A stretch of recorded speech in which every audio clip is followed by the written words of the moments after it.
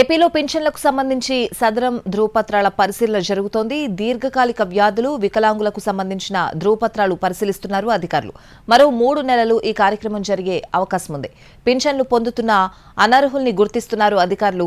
Fake సర్టిఫికెట్లని తేలితే సంబంధిత డాక్టర్లపై చర్యలు తప్పవని చెప్తున్నారు. ఆంధ్రప్రదేశ్లో మొత్తం 8,18,000 పింఛన్లకు సంబంధించి వెరిఫికేషన్ ప్రక్రియ జరుగుతోంది. దివ్యాంగుల పెన్షన్, వివిధ వ్యాధులకు సంబంధించి ఇబ్బంది పడుతున్న వారి పింఛన్ల తనిఖీలు జరుగుతున్నాయి. కిడ్నీ, హార్ట్ ప్రాబ్లం, తలసీమియా ఇలా వివిధ కేటగిరీలుగా పింఛన్ల పంపిణీ జరుగుతోంది. నకిలీ సర్టిఫికెట్లతో లబ్ధి పొందే వారిని గుర్తించే పనిలో ప్రభుత్వం ఉంది.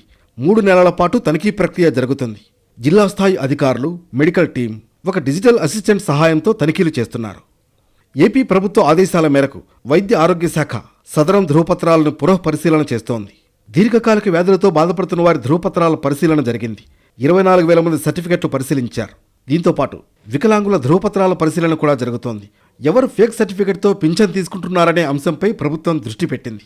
7,50,000 మందికి పైగా ధృవపత్రాల పరిశీలన చేయాల్సి ఉంది.